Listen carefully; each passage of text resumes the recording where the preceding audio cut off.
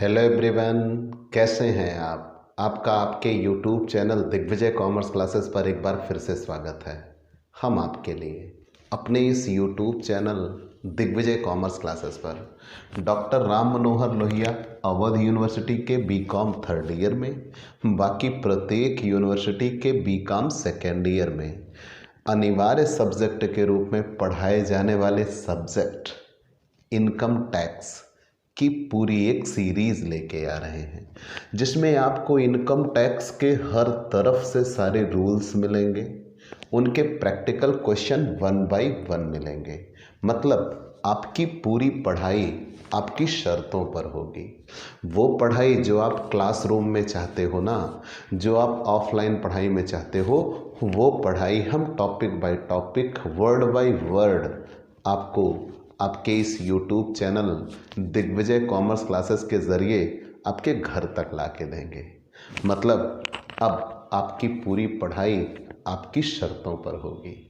आपको सिर्फ इतना करना है, अपने इस YouTube channel Digvijay commerce classes को सब्सक्राइब करिए, शेयर करिए, बेल आइकन दबाइए, ताकि आपको हमारे लेटेस्ट वीडियोस के अपडेट मिल सके। और प्यारे दोस्तों, आपसे हमने ये प्रॉमिस किया है, आपके परीक्षा की तैयारी हमारी जिम्मेदारी। मतलब हम आपके लिए स्पेशल एग्ज़ाम कोर्स लेके आ रहे हैं। आप किसी भी सब्जेक्ट, अगर आप कॉमर्स के स्टूडेंट हैं तो किसी भी सब्जेक्ट की आप हमसे स्पेशल क्लास ले सकते हैं। आपको हर एक टॉपिक, हर एक कंटेंट पूरे प्रैक्टिकल क्वेश्चंस के साथ मिलेंगे। थ्योरेटिकल सब्जेक्ट, न्यूमेरिकल सब्जेक्ट, सारी सीरीज़ यहाँ अवेलेबल है। आप हमसे पेड क्लास ले सकते हैं, जिसके लिए आप बहुत थोड़े से मिनिमम शुल्क जो डिसाइडेड होगा उसका भुगतान करेंगे और आपको हमसे नियमित क्लास मिलेगी। PDF मिलेगा, डाउट सेशन रखा जाएगा, क्वेश्चन पेपर सॉल्व कराए जाएंगे। तो ये सब कुछ पाने के लिए आप हमसे पेड क्लास लीजिए।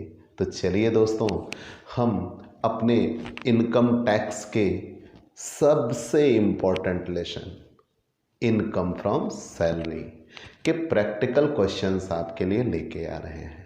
हमने इनकम टैक्स में इनकम फ्रॉम सैलरी के सारे रूल्स पढ़ा दिए, उनसे रिलेटेड कई प्रैक्टिकल क्वेश्चंस भी आपको करा दिया है। उसी चेन को हम आगे बढ़ाने चल रहे हैं। तो स्पेशली आज हमारे सामने प्रोविडेंट फंड का क्वेश्चन है, ठीक है, फिर बाकी और अन्य इम्पोर्टेंट क्वेश्चन। तो चलिए, हमारे लिए 20 इलस्ट्रेशन 24 और 25 ये दो क्वेश्चन दिखते हैं जिसमें प्रोविडेंट फंड है। 24 में केवल 2 प्रोविडेंट फंड का है, 25 में तीनों का है। तो हम तीनों का लगाते हैं, ज़्यादा बेहतर होगा। तो इसलिए हम आपके लिए इलस्ट्रेशन 25 लगाने चल रहे हैं। देखिए क्वेश्चन क्या दिया हुआ है। श्रीमती P 50,000 रुपये प्रतिमाह वेतन तथा 5,000 रुपये प्रतिमाह महंगाई वेतन पर सेवारत हैं। Basic salary 50,000 per month and 5,000 per month dearness पे। वह अपने वेतन एवं महंगाई वेतन का 14% एक प्रोविडेंट फंड में देती है। सेल्फ कंट्रीब्यूशन इन प्रोविडेंट फंड 14%, जिसमें उसका नियोक्ता भी इतना ही देता है। मतलब एम्प्लॉयर कंट्रीब्यूशन भी ऑल्सो 14%। प्रोविडेंट फंड पर ब्याज का निर्धारण 12% की दर से किया जाता है, जो गत वर्ष के लिए 36,000 रुपये है। बेहतर, उसको 2,000 रुपये प्रतिमाह के हिसाब से मकान किराया भत्ता मिलता है। ये हुआ ना क्वेश्चन। आगे, वह अपने निवास के लिए प्रयुक्त मकान किराया 6,000 रुपये प्रतिमाह देते हैं। उसकी कर निर्धारण वर्ष 2020-21 के लिए कर योग्य वेतन क्या होगी? यदि प्रश्न में दिया गया प्रोविडेंट फंड वैधानिक प्रोविडेंट फंड हो, प्रमाणित प्रोविडेंट फंड हो, अप्रमाणित प्रोविडेंट फंड हो। तो प्यारे दोस्तों, हम आपके लिए क्वेश्चन सॉल्व करते हैं। आपने पूरा क्वेश्चन देख लिया, ठीक है। हम एक तरफ से आपके लिए चलते हैं। मतलब क्वेश्चन हमें कितनी बार सॉल्व करना है? 3 बार। एक बार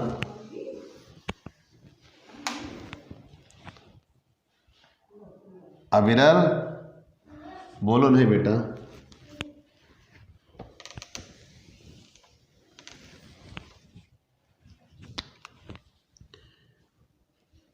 computation of illustration 25 computation of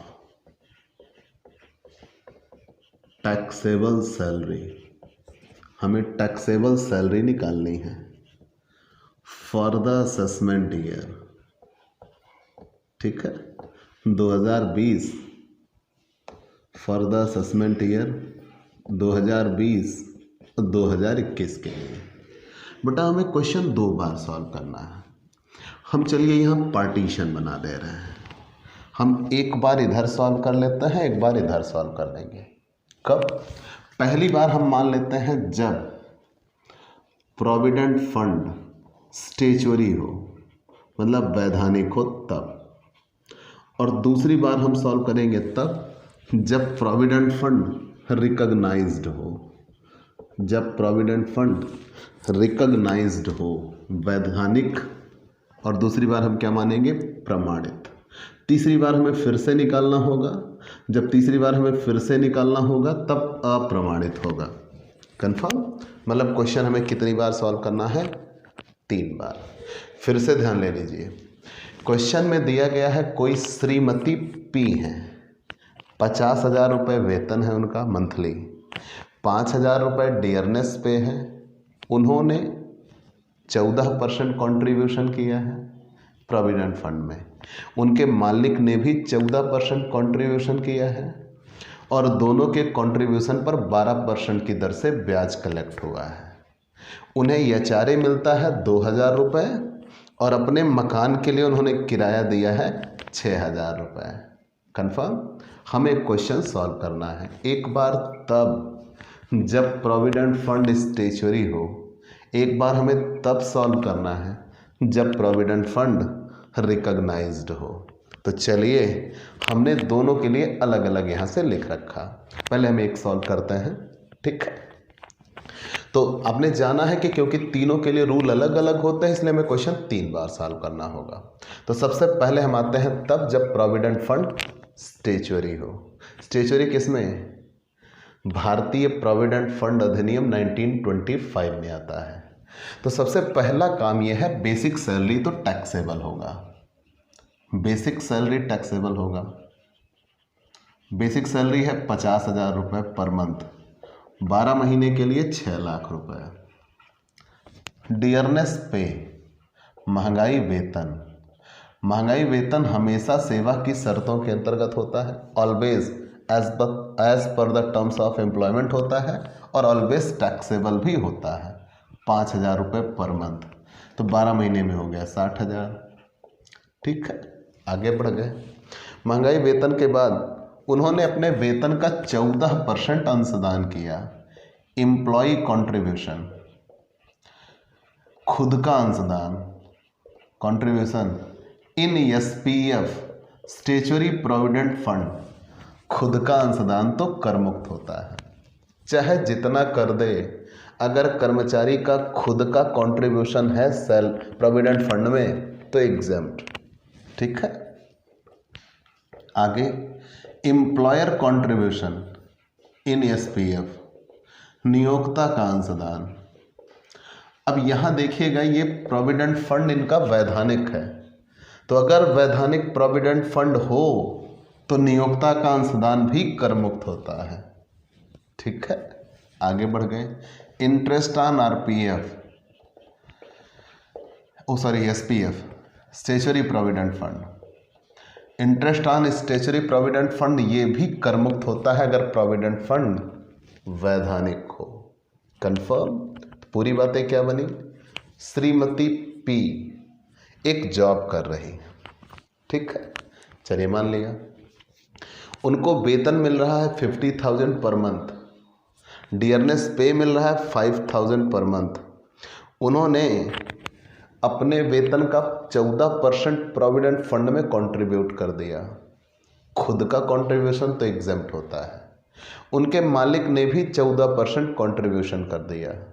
तो हमने देखा जब प्रोविडेंट फंड स्टेचुरी हो तो खुद का कंट्रीब्यूशन एग्जेम्प्ट होता है और एम्प्लॉयर कंट्रीब्यूशन भी एग्जेम्प्ट होता है। 3 प्रोविडेंट फंड पढ़ाए हैं, पहले में तो सब एग्जेम्प्ट होता है और उस प्रोविडेंट फंड पे इंटरेस्ट कलेक्ट हुआ है वो भी एग्जेम्प्ट होता है क्योंकि स्टेचुरी है।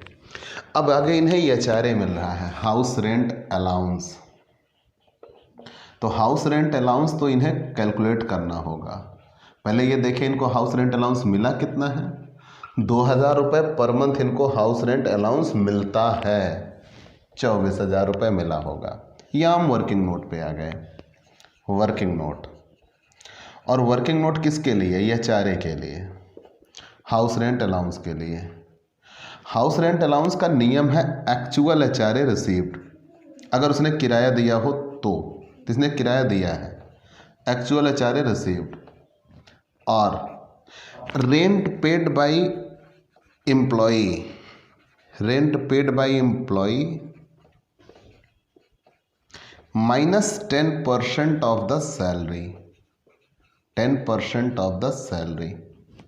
और अब हम देखते हैं स्थान कहाँ दिया हुआ है, मतलब जहाँ इनकी जॉब चल रही है, जहाँ पे इन्होंने रहने का मकान लिया वो प्लेस नहीं दिया है, तो हम 40% of the salary, 40% of the salary which ever is less equal exempt.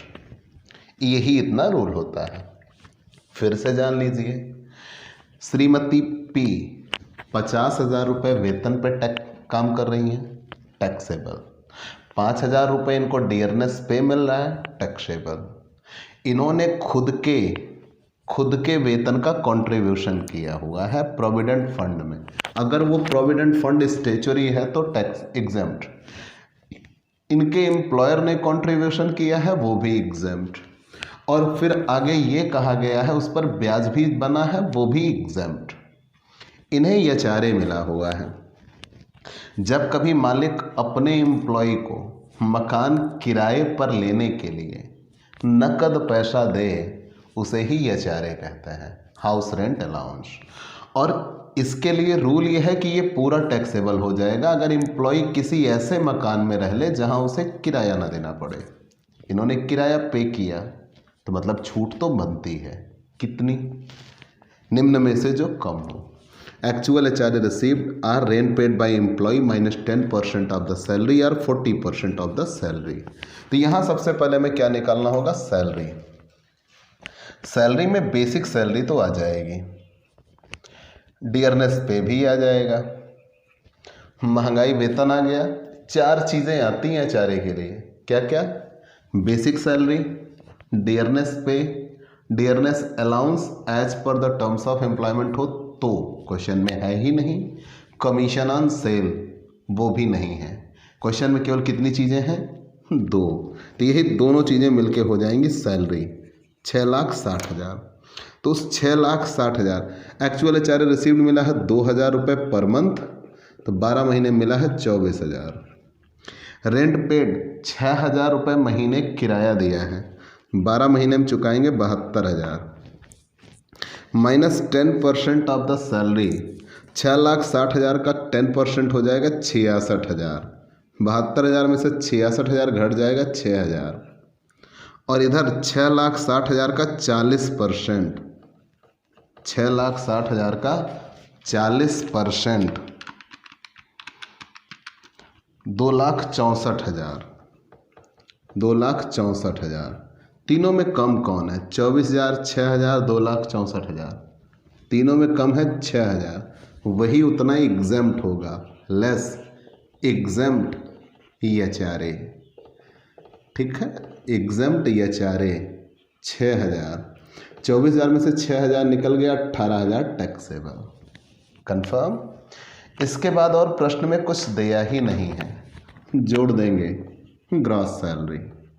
अब अगर ये ग्रॉस सैलरी आ गई तो ग्रॉस सैलरी जोड़ देते हैं 6,78,000 लेस डिडक्शन अंडर सेक्शन 16 धारा 16 के अंतर्गत छूट। धारा 16 के अंतर्गत पहली छूट बनती है स्टैंडर्ड डिडक्शन की। स्टैंडर्ड डिडक्शन ये हमेशा मिलती है 50,000 की।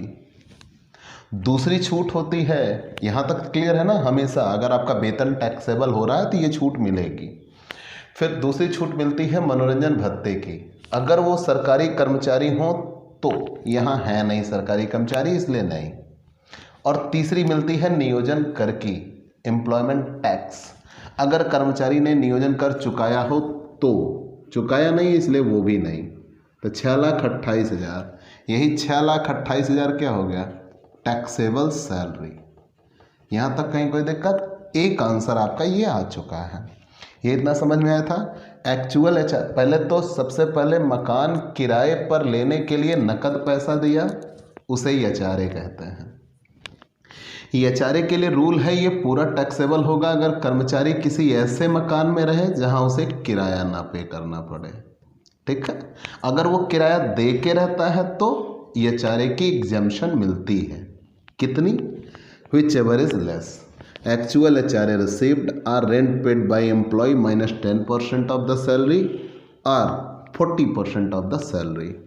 तो एक्चुअल HRA रिसीव 2,000 पर मंथ है, गुणे 12 हो गया 24,000। Rent paid by employee, employee ने 6,000 रुपये किराया दिया है मकान के लिए, 72,000 minus 10% of the salary. Salary में क्या आएगा? Basic salary, dearness allowance as per the terms of employment, dearness pay और कमीशन ऑन सेल। केवल यही एचआरए के लिए केवल यही 4 चीज़ें वेतन बनते हैं। मूल वेतन, महंगाई भत्ता, सेवा की शर्तों के अंतर्गत हो, महंगाई वेतन और बिक्री पर कमीशन। केवल ये 4 चीज़ बनते हैं।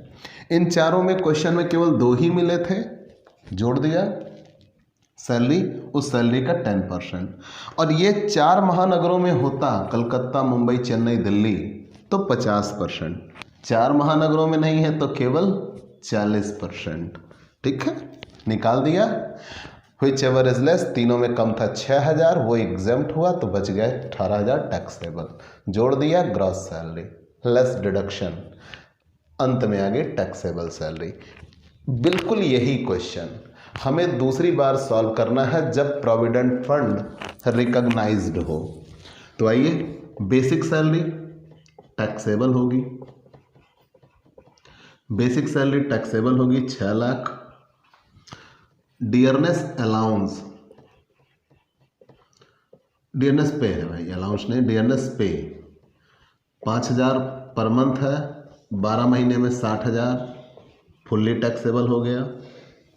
सेल्फ कंट्रीब्यूशन, कर्मचारी का खुद का अंशदान, self contribution in RPF recognised provident fund at the rate of 14%। खुद का अंशदान एग्जेम्प्ट होता है, वो चाहे जितना किया जाए।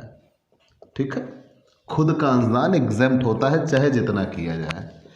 Employer contribution, employer contribution in RPF, employer contribution in RPF. ठीक है, नियोक्ता का अंशदान भी है 14%। लेकिन मैंने नियम पढ़ाया है कि अगर मालिक ने, एम्प्लॉयर ने अगर आरपीएफ में कंट्रीब्यूशन किया तो वेतन का 12% एग्जम्प्ट होगा। यहाँ मालिक ने वेतन का 14% कंट्रीब्यूशन किया तो eight the rate of 2% of salary taxable होगा। चाहे तो हम एक बार 14% निकालें फिर 12% निकाल के घटाएं, और चाहे तो हम डायरेक्ट परसेंटेज ही माइनस कर दें। मालिक ने कितने परसेंट कंट्रीब्यूशन किया? 14। कितने परसेंट एग्जम्प्ट है? 12। बचा कितने परसेंट? 2, वो 2% टैक्सेबल। लेकिन अब यहाँ सैलरी क्या आएगी? तो बेटा जानते रहो, ये एचआरए के लिए जो मीनिंग ऑफ सैलरी होती है वही प्रोविडेंट फंड के लिए भी मीनिंग ऑफ सैलरी होती है। मतलब 6 लाख, कितनी चीज़ें हैं जुड़ेंगी? 4 चीज़ें, basic salary, dearness pay, dearness allowance और कमीशन ऑन सेल। तो डियरनेस अलाउंस यहाँ है नहीं, कमीशन ऑन सेल है नहीं, केवल ये 2 चीज़ें। तो 6,60,000 का 2%,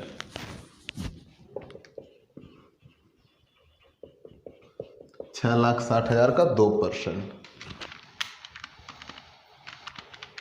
13,200। Interest on RPF, interest on RPF, interest 12% हुआ है एट द रेट ऑफ 12%। लेकिन अब यही 12% हुआ है, 36,000 दिया है, ये डिवाइडेड बाई 12 इंटू 2.5, ये 2.5 कैसे आ गया?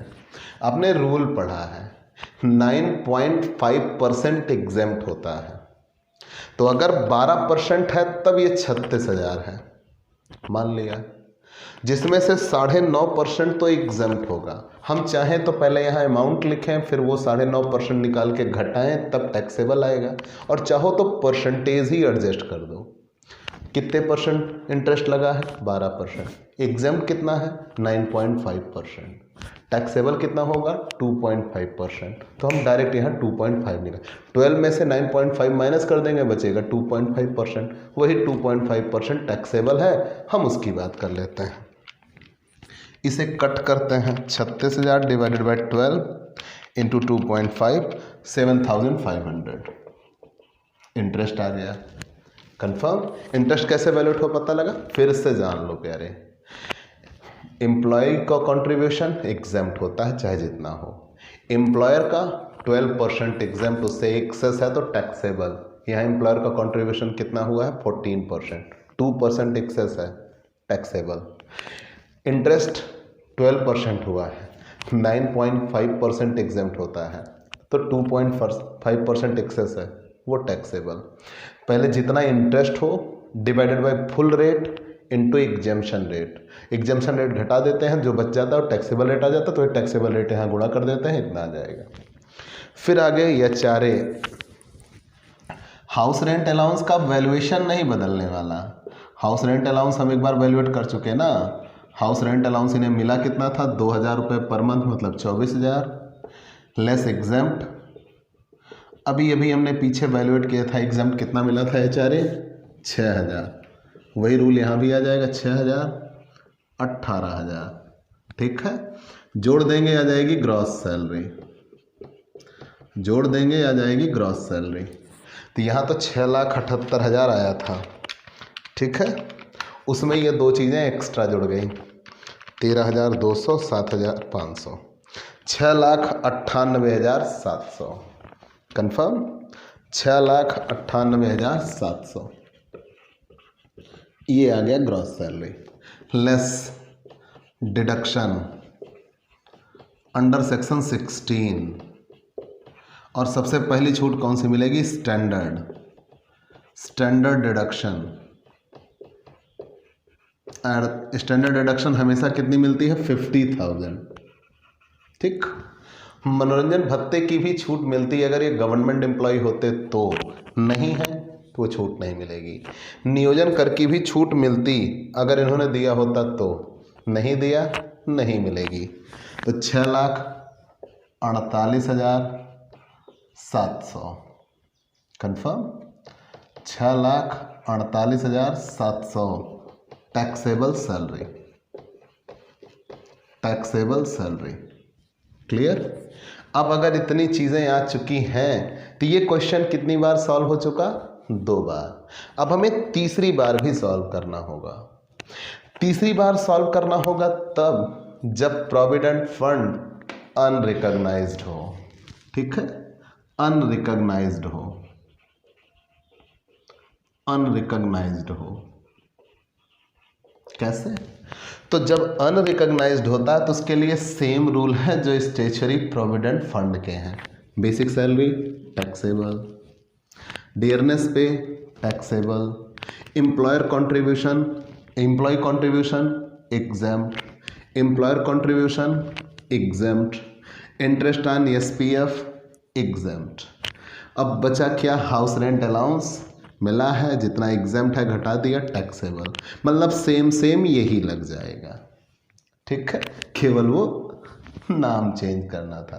तो हमने इस क्वेश्चन को कितनी बार सॉल्व कर दिया? 3 बार। कंफर्म? जब प्रोविडेंट फंड स्टैट्यूटरी हो तो खुद का कंट्रीब्यूशन एग्जेम्प्ट होता है, एम्प्लॉयर कंट्रीब्यूशन भी एग्जेम्प्ट होता है, इंटरेस्ट ऑन RPF भी एग्जेम्प्ट होता है। और जब provident fund recognised provident fund हो तब फिर वहाँ तीन बातें, खुद का कंट्रीब्यूशन एग्जेम्प्ट, एम्प्लॉयर कंट्रीब्यूशन 12% तक एग्जेम्प्ट, उससे अधिक होगा तो टैक्सेबल, इंटरेस्ट ऑन RPF वो पूरा का पूरा एग्जेम्प्ट होता है, फिर वो 9.5% तक एग्जेम्प्ट होता है, उससे अधिक क्या होगा? वो टैक्सेबल होगा। ठीक है, तो चलिए आपने ये क्वेश्चन सॉल्व कर लिया होगा, आप इसका स्क्रीनशॉट ले सकते हैं। हम नेक्स्ट क्वेश्चन पे चलते हैं।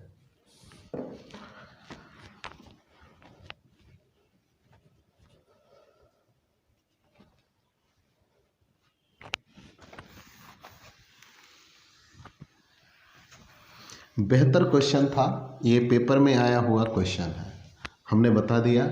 हम पेपर में आने की प्रोडिक्शन लेके चले हैं, इसीलिए हमने बताया था हम आपके लिए इलस्ट्रेशन सॉल्व कर रहे हैं, क्योंकि ये बुक जो हमने प्रेफर की है वो यूनिवर्सिटी की सबसे टॉप सेलेक्टेड बुक है और मैक्सिमम कॉलेजों में यही बुक चलती है।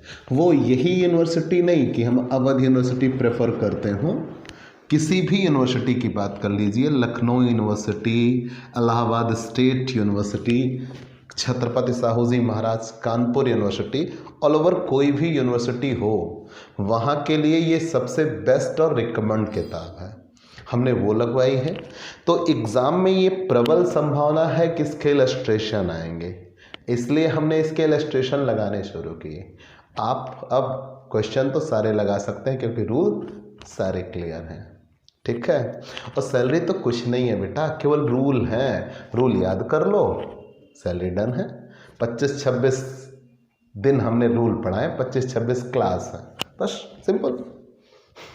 चलिए इलस्ट्रेशन 26 बेहतर क्वेश्चन है, थोड़ा सा बड़ा क्वेश्चन है दिखने में, हम लगाते हैं, आसानी से लग जाएगा, डोंट वरी, पैनिक नहीं होने का। क्वेश्चन दिया हुआ है कि मिस्टर रमेश की 31 मार्च 2020 को समाप्त होने वाले गत वर्ष की आय का विवरण निम्न प्रकार है। वेतन 45,000 रुपये प्रति माह, 2 माह के वेतन के बराबर बोनस मिलता है, कुत्ता भत्ता मिलता है। चलिए कुत्ता भत्ता टैक्सेबल होता है। विशेष भत्ता 600 रुपये प्रति माह मिलता है, ये भी टैक्सेबल होगा। मैंने पढ़ाया है कि जितने नाम से दिए हैं ठीक है, जो इनके अलावा किसी अन्य नाम से मिलेगा वो टैक्सेबल ही होगा। आगे बढ़ जाते हैं। प्रमाणित प्रोविडेंट फंड में कर्मचारी का अंशदान 15% एग्जेम्प्ट, प्रमाणित प्रोविडेंट फंड में नियोक्ता का अंशदान 15%, 3% टैक्सेबल हो जाएगा। क्यों? वेतन का 12% तो एग्जेम्प्ट होगा, उससे ज़्यादा जितना होगा वो टैक्सेबल। प्रोविडेंट फंड में 9.5% की दर से ब्याज जमा हुआ, एग्जेम्प्ट है, 9.5% तो एग्जेम्प्ट होता है। उसे कार्यालय में मुफ्त भोजन दिया जाता है जिसकी लागत प्रति भोजन 30 रुपये, एग्जेम्प्ट, 50 रुपये तक एग्जेम्प्ट होता है, 30 रुपये का ही मिल रहा है तो मतलब एग्जेम्प्ट है। फिर नियोक्ता ने उसे एक छोटी कार निजी तथा कार्यालय प्रयोग के लिए दे रखी है। निजी प्रयोग के वह स्वयं अपनी जेब से करते हैं, तो 600 रुपये कार के लिए। कर निर्धारण 2020-21 के लिए मिस्टर रमेश की वेतन से आय की गणना कीजिए। छोटा और प्यारा क्वेश्चन है, चलिए लगाते हैं। तो भाई पहले तो इलस्ट्रेशन 26 एक तरफ से जितनी चीज़ें टैक्सेबल है हम दिखाते हुए चलेंगे, ठीक है। तो वेतन, बेसिक सैलरी 45,000 रुपये प्रति माह गुणे 12, 5,40,000, ठीक है, 5,40,000। आगे 2 माह के वेतन के बराबर बोनस, 1 महीने का वेतन है 45,000 तो 2 महीने का वेतन हो जाएगा 90,000 बोनस के। आगे कुत्ता भत्ता, डॉग अलाउंस 750 रुपये प्रति माह गुणे 12, 9,000, ठीक। डॉग अलाउंस तो पूरा टैक्सेबल हो गया। स्पेशल अलाउंस भी टैक्सेबल होगा, स्पेशल अलाउंस, ठीक है, टैक्सेबल। कितने रुपए दिया? 600 इंटू 12, 7,200। अब अगर इतना हो गया तो क्वेश्चन में दिया है प्रमाणित प्रोविडेंट फंड में कर्मचारी का अंशदान, खुद का employees contribution employees contribution in RPF, खुद का अंशदान तो एग्जेम्प्ट होता है। आगे बढ़ गए, एम्प्लॉयर कंट्रीब्यूशन, नियोक्ता का अंशदान, एम्प्लॉयर कंट्रीब्यूशन इन आरपीएफ, नियोक्ता का अंशदान वेतन का 12% एग्जेम्प्ट होता है, तो यहाँ मालिक ने किया है 15% अंशदान, तो कितने परसेंट टैक्सेबल हो जाएगा? 3%। ठीक है, हमने लिख दिया ना employer contribution in RPF eight the rate 3%, 12% exempt होता है, 3% टैक्सेबल हो गया। लेकिन किसका? वेतन का। यहाँ वेतन क्या होगा? Basic salary plus dearness allowance as per the terms of employment plus dearness pay plus commission on sale. Question में बेसिक सैलरी दिया है 5,40,000, डियरनेस अलाउंस नहीं है, डियरनेस पे नहीं है, कमीशन ऑन सेल नहीं है, तो मतलब सैलरी के नाम पर केवल कितनी चीज़ मिली है? एक चीज़, 5,40,000। कहीं कोई दिक्कत? याद रखिएगा, रेंट फ्री हाउस के लिए उस अलग होता है, एचआरए के लिए अलग होता है, प्रोविडेंट फंड के लिए अलग होता है। तो प्रोविडेंट फंड के लिए जो मीनिंग ऑफ सैलरी होता है वो वही होता है जो एचआरए के लिए होता है। क्या क्या? Basic salary, dearness pay as per the terms of employment, dearness allowance के बाद dearness pay, dearness allowance as per the terms of employment और कमीशन ऑन सेल। हम चारों चीज़ यहाँ जोड़ के केवल एक चीज़ मिली, वेतन 5,40,000, तो उस 5,40,000 का 3%, 5,40,000 का 3% 16,200। ठीक है, interest on RPF, interest on RPF 9.5% ही है, इसलिए एग्जेम्प्ट है। 9.5% से ज़्यादा होता है तो टैक्सेबल होता है। उसे लंच की सुविधा मिली है और वो भी 30 रुपये तक मिला है, 30 रुपीज़ पर डे। तो हमने पढ़ा है अगर ये विशेष कर्मचारी हो, विशिष्ट है, लेकिन जो लंच की सुविधा होती है, लंच फैसिलिटी, केवल 50 रुपये तक एग्जेम्प्ट होती है, उससे ज़्यादा होती है तो टैक्सेबल। और इनको जो लंच फैसिलिटी मिली है वो 30 रुपये मिली है, इसलिए क्या है? एग्जेम्प्ट है। आगे, नियोक्ता ने उस 30 रुपये ही पर डे है, इसलिए एग्जेम्प्ट है। मोर देन 50 होता तो टैक्सेबल के चांस बनते, 50 रुपये तक तो एग्जेम्पशन लिमिट है। इनके मालिक ने इनको कार फैसिलिटी दी है,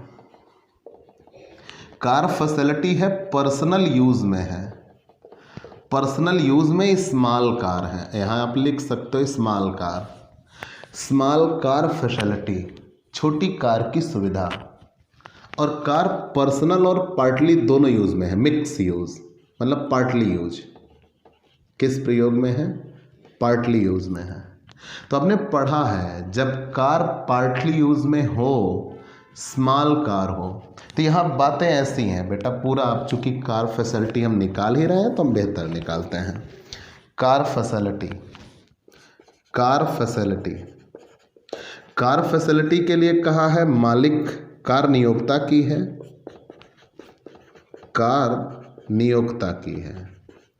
फिर तुरंत हम देखते हैं 2 बातें, 3 बातें। कार कहाँ प्रयोग हो रही है? Partly use. पार्टली यूज में 2 बातें हैं, क्या पूरे खर्च मालिक करता है कि निजी खर्च ये अपनी जेब से करता है? निजी खर्च ये स्वयं करते हैं, निजी खर्च कर्मचारी वहन करता है। अगर निजी खर्च कर्मचारी वहन करता है, निजी खर्च कर्मचारी वहन करता है, तो देखेंगे छोटी कार या बड़ी कार। यहाँ छोटी कार लिखा है, तो कार के लिए 600 रुपये प्रति माह, तो 12 महीने के लिए कितने रुपए? 7,200।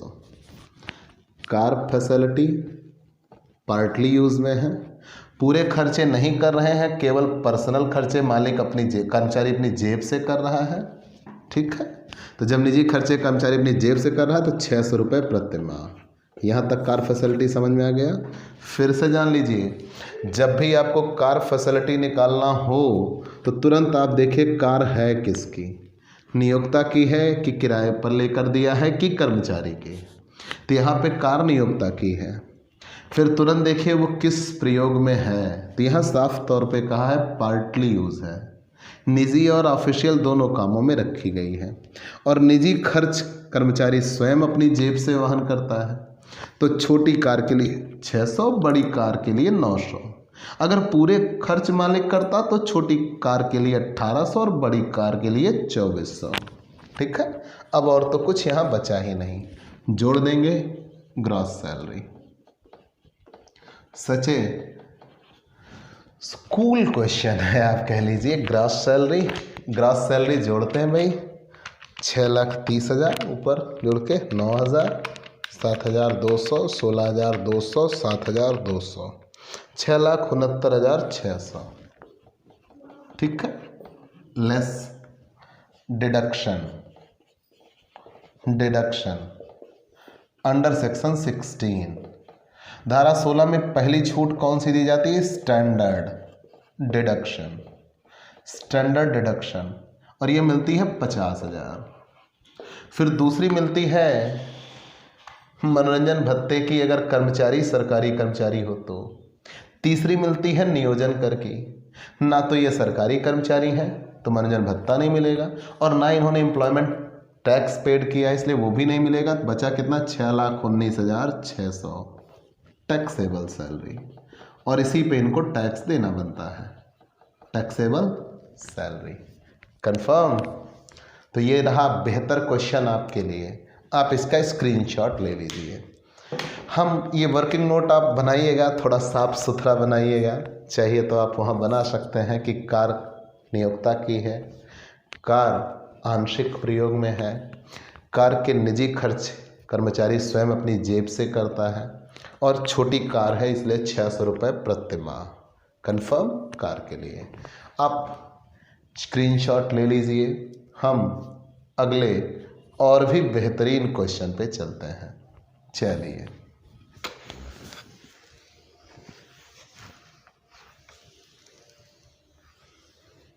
कुछ नहीं होता है बेटा सैलरी, बस आप अपने नियमों पर स्ट्रांग बनिए।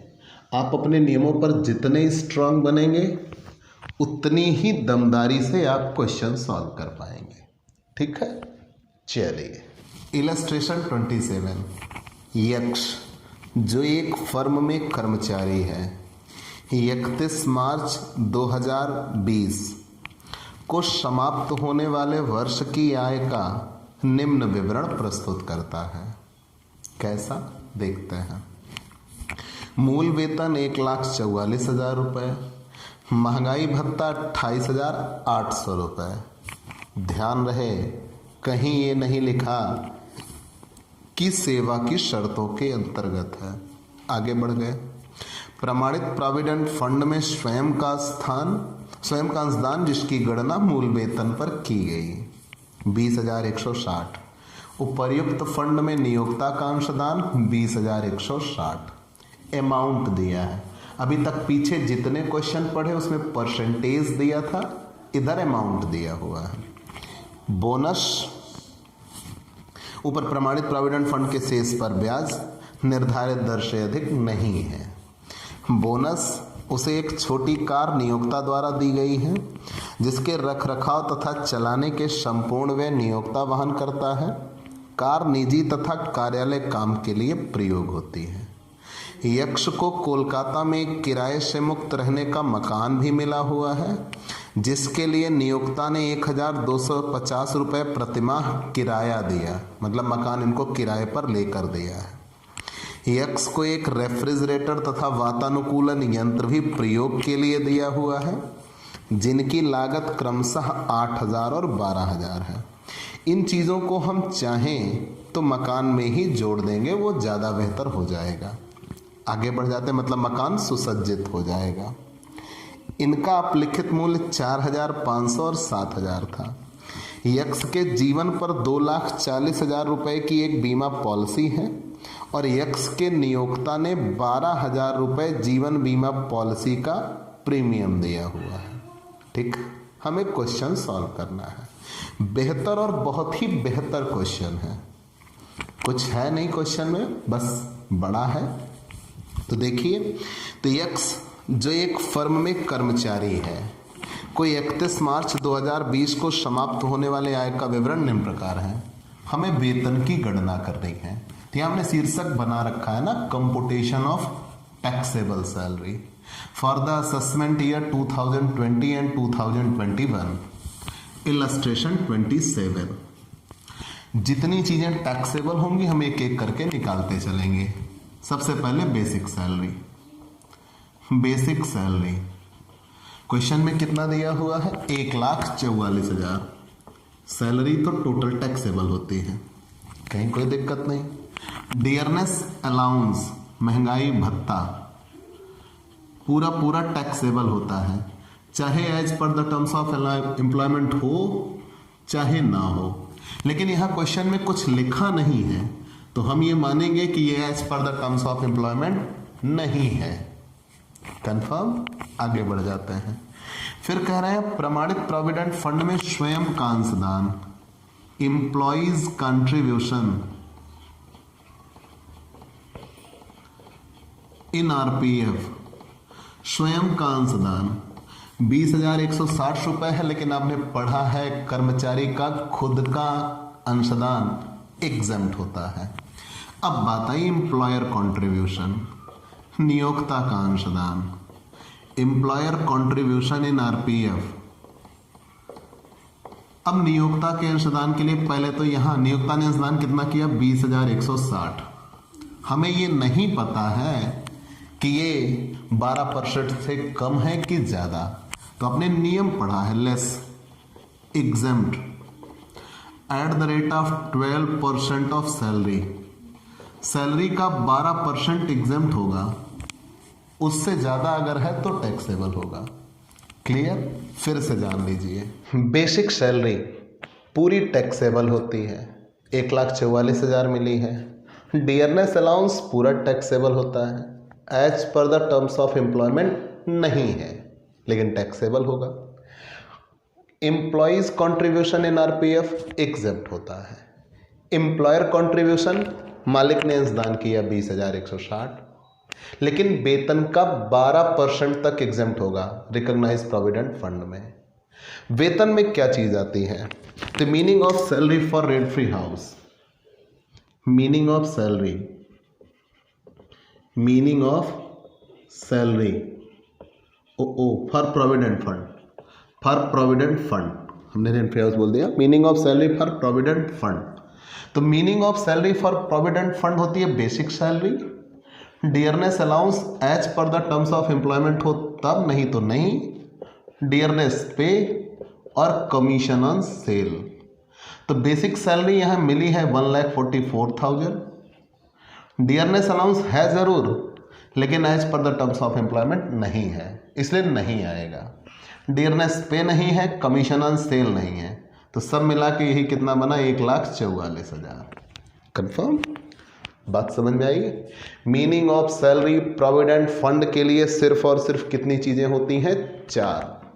मूल वेतन, महंगाई भत्ता, महंगाई वेतन और बिक्री पर कमीशन। मूल वेतन है, महंगाई भत्ता है जरूर, लेकिन सेवा की शर्तों के अंतर्गत नहीं है, इसलिए नहीं। तो केवल 1,44,000 वेतन बना।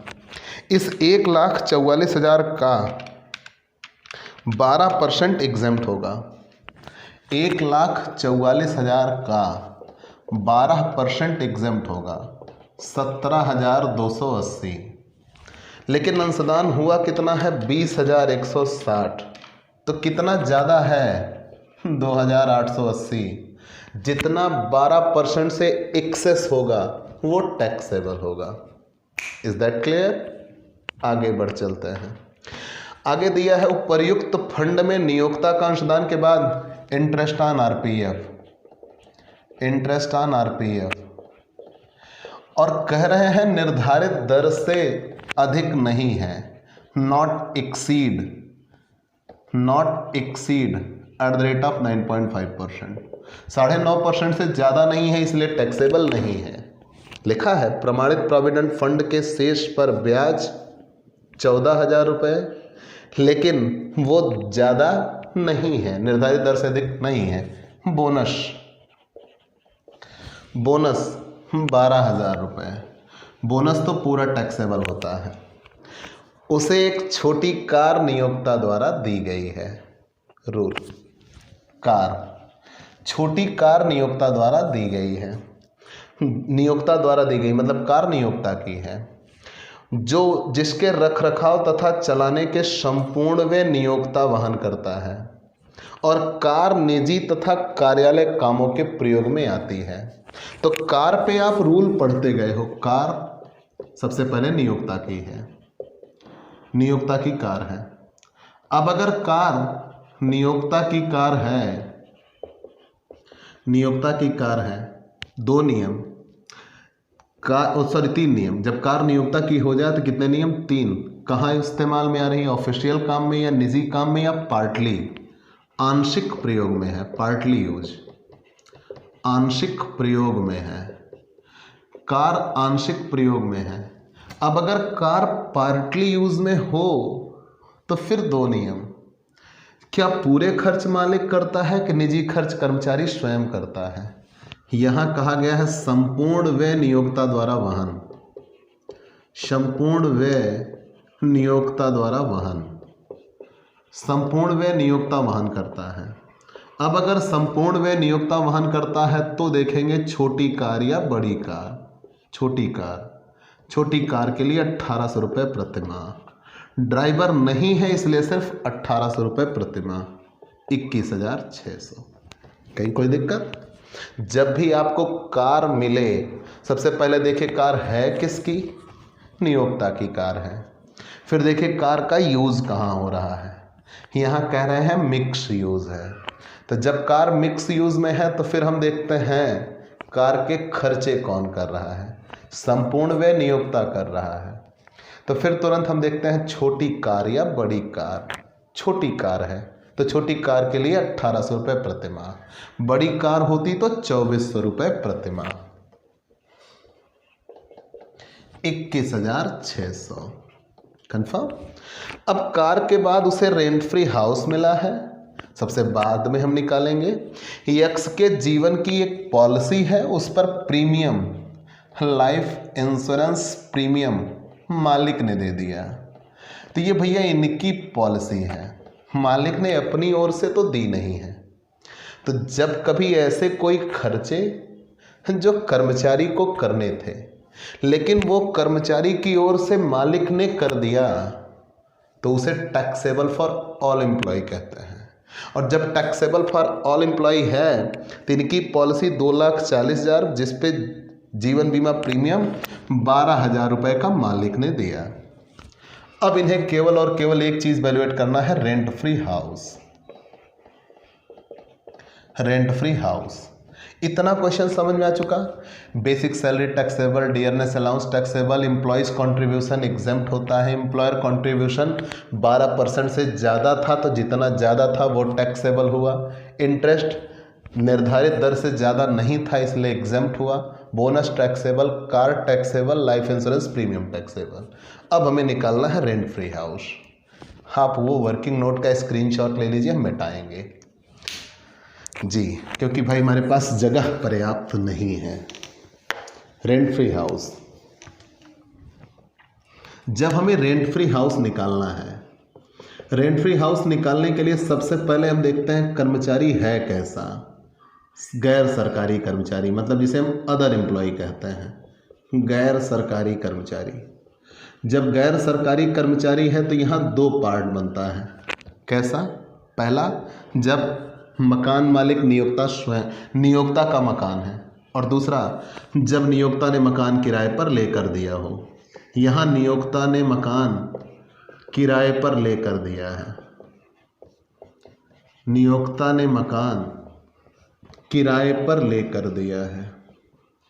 अब अगर नियोक्ता ने किराए पर लेकर मकान दिया तो तुरंत हम 2 बातें ध्यान देते हैं, अनफर्निश्ड या फर्निश्ड। यहाँ फर्निश्ड हाउस है क्योंकि मकान में एसी और फ्रिज लगा हुआ है। फिर से ध्यान दीजिए, जैसे ही हमें रेंट फ्री हाउस निकालना हो सबसे पहले हम ये देखते हैं वो कर्मचारी कैसा है, गवर्नमेंट या अदर एम्प्लॉय। तो ये अदर एम्प्लॉय हैं, तुरंत हम दो बातें देखते हैं, मकान नियोक्ता का है कि किराए पर लेकर दिया है। यहाँ मकान नियोक्ता ने किराए पर लेकर दिया है। फिर दो नियम, अनफर्निश्ड है या फर्निश्ड, तो यहाँ मकान फर्निश्ड है। अगर मकान फर्निश्ड है तो फिर यहाँ 15% ऑफ द सैलरी और रेंट पेड बाय एम्प्लॉयर, नियोक्ता द्वारा चुकाया गया किराया, दोनों में जो कम हो, which ever is less, equal value of unfurnished house, वही असुसज्जित मकान का मूल्य होगा। अनफर्निश्ड हाउस, फिर मालिक द्वारा जो सुविधा इन्हें खरीद कर दी गई होगी, 10% ऑफ कास्ट ऑफ फर्नीचर, मालिक इनको जो सुविधा खरीद के दे रहा होगा उसकी लागत का कितने परसेंट, 10%, जोड़ देंगे value of furnished house, value of furnished house. यहाँ तक तो कहीं कोई दिक्कत नहीं।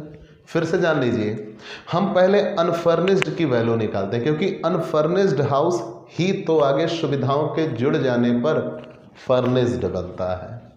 तो 15% of the salary or rent paid by employer whichever is less value of unfurnished house.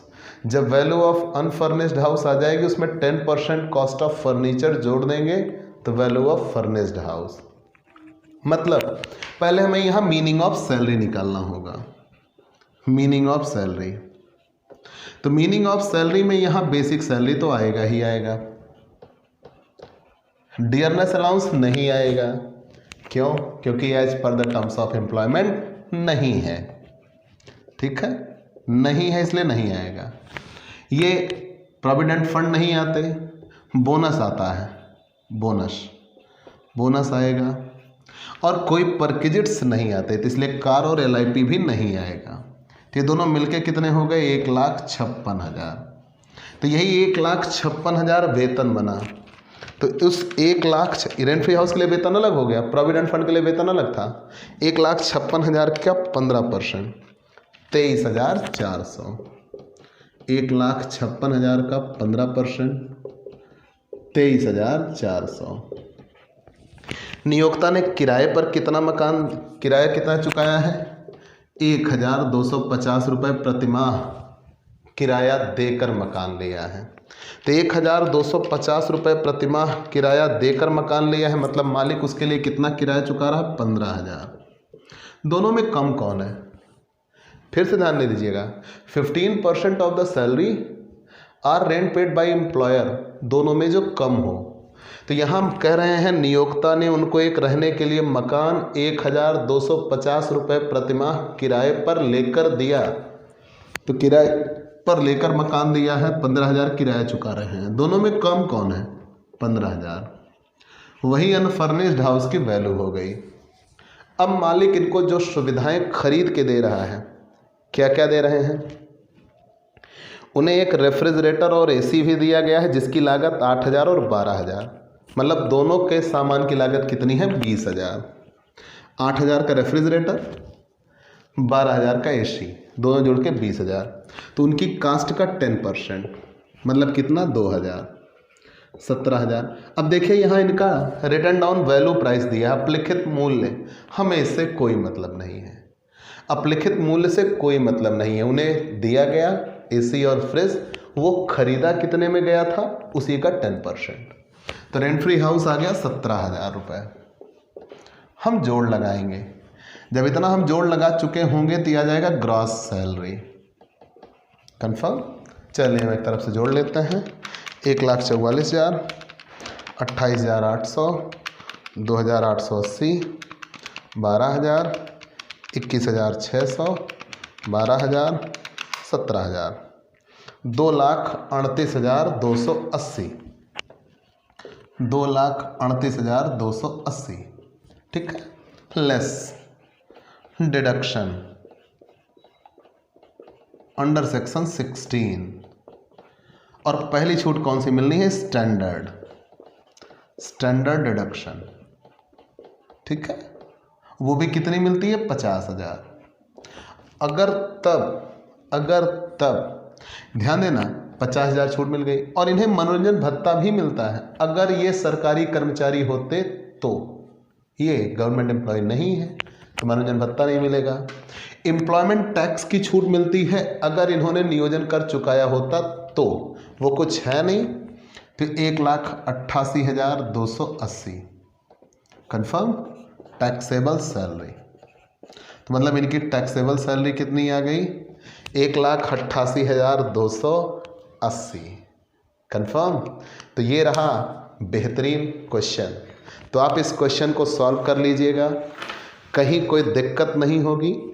Maximum salary के सारे रूल आप पढ़ चुके हैं, आप लगा सकते हैं। कुछ क्वेश्चंस हैं जो हम लगाना चाहेंगे, जो आपके लिए बेहतर क्वेश्चन हैं।